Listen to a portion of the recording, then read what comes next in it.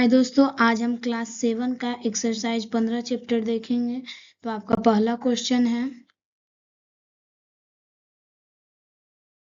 पृथ्वी की सतह पर लगभग कितना प्रतिशत जल से ढका हुआ है? 71%। कितना प्रतिशत भाग जल से ढका हुआ है? 71% भाग। अगला क्वेश्चन है आपका, विश्व जल दिवस कब मनाया जाता है? 22 मार्च को। कब मनाया जाता है? 22 मार्च को। अगला क्वेश्चन है आपका, संयुक्त राष्ट्र द्वारा प्रति व्यक्ति प्रतिदिन जल की कितना न्यूनतम मात्रा सुझाई गई है?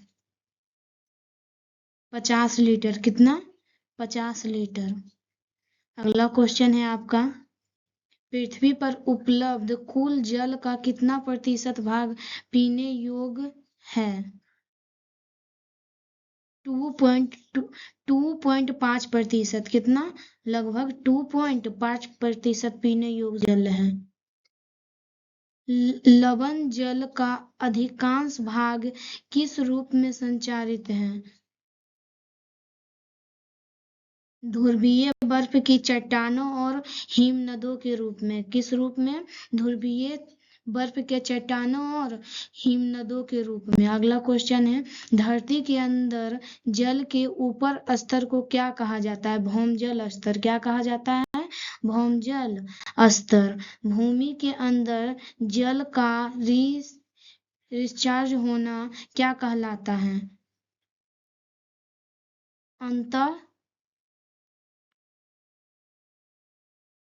अंतः स्यंदन। क्या कहलाता है? अंतः स्यंदन। जलभर किसे कहा जाता है? भूजल भंडारों को, जो कठोर चट्टानों की परत के बीच होता है। भौमजल स्तर के नीचे गिरने का मुख्य कारण क्या है? बढ़ती जनसंख्या, उद्योग और कृषि के लिए अत्यधिक जल निकासी। अगला क्वेश्चन है आपका, देख लेते हैं, ड्रिप सिंचाई प्रणाली का मुख्य लाभ क्या है?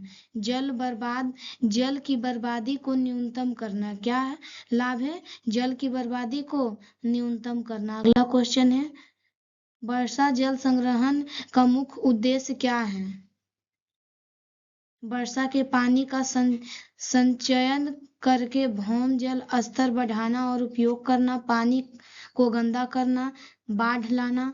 पानी का यहाँ पूरा नहीं किया है, तो बर्फ के पानी का संचयन करके भौम जल स्तर को बढ़ाना और उपयोग करना। बावड़ी पारंपरिक रूप से क्या है? जल संग्रहण की एक पुरानी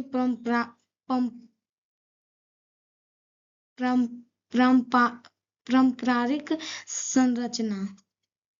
अगला क्वेश्चन है आपका, पौधों को पानी की कमी होने पर वो मुरझा जाते हैं, ऐसा क्यों होता है? क्योंकि उनमें जल का परिवहन रुक जाता है और कोशिका शिथिल हो जाते हैं। अगला क्वेश्चन है, निम्नलिखित में से कौन सी गतिविधि जल की बर्बादी का कारण बनती है? ब्रश करते समय नल को खुला छोड़ना। अगला क्वेश्चन है, जल चक्र में कौन सी दो मुख्य प्रक्रियाएं शामिल हैं? बाष्पीकरण और संघनन। कौन सी? बाष्पीकरण और संघनन। समुद्र का जल पीने योग्य क्यों नहीं है? क्योंकि उसमें अत्यधिक लवण घुले हुए हैं। क्या घुले हुए हैं? लवण। भारत में किस क्षेत्र में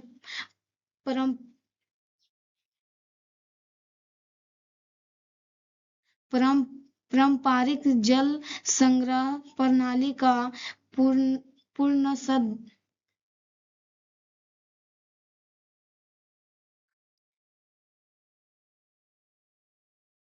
यदि लगातार कई वर्षों तक वर्षा न हो तो क्या स्थिति उत्पन्न हो सकती है? सूखा। क्या हो सकती है? सूखा हो सकती है। अत्यधिक वर्षा होने से कौन सी प्राकृतिक आपदा आ सकती है? बाढ़। क्या आ सकती है? बाढ़ आ सकती है। अगला क्वेश्चन है आपका, हमारे घरों में नल से आने वाला पानी मुख्य रूप से कहाँ से प्राप्त होता है? नदी, झीलों या भौम जल से। कहाँ से प्राप्त होता है? नदी, झीलों या भौम जल से। अगला क्वेश्चन है आपका, जल की कमी का मुख्य कारण क्या है? जनसंख्या में वृद्धि, जल का असमान वितरण और कुप्रबंधन। अगला क्वेश्चन है आपका, देख लेते हैं। फसलों की सिंचाई के लिए पारंपरिक तरीका कौन सा नहीं है? ड्रिप तंत्र और स्प्रिंकल प्रणाली। अगला क्वेश्चन है आपका, कार धोने या फर्श साफ करने के लिए पाइप की जगह किसका उपयोग करना चाहिए जिससे पानी बचे? बाल्टी और मग का। किसका उपयोग करना चाहिए? बाल्टी और मग का। अगला क्वेश्चन है, जल प्रदूषण का मुख्य कारण क्या है? उद्योग के अपशिष्ट और गंदे नालों का जल स्रोत में मिलना। अगला क्वेश्चन है, बर्फ के रूप में जमी हुई पृथ्वी की कुल पानी की मात्रा का अधिकांश हिस्सा कहाँ पाया जाता है? ध्रुव के ग्लेशियरों में। कहाँ पाया जाता है? ध्रुव के ग्लेशियरों में। भौम जल स्तर को पुनः भरने में कौन सी वस्तु मदद करती है? खुले क्षेत्र जहां पानी रिस सके। अगला क्वेश्चन है आपका, हमारे शरीर का वजन का लगभग कितना प्रतिशत भाग जल होता है? 60% से 70% भाग। कितना परसेंट? 60% से 70% भाग। अगला क्वेश्चन है, जल संरक्षण क्यों आवश्यक है? क्योंकि पीने योग्य पानी लवण अलवण जल की मात्रा बहुत सीमित है। पहला, टपकती हुई नल से प्रतिदिन कितने लीटर पानी की बर्बादी हो सकती है? बड़ी मात्रा में पानी व्यर्थ बह सकता है।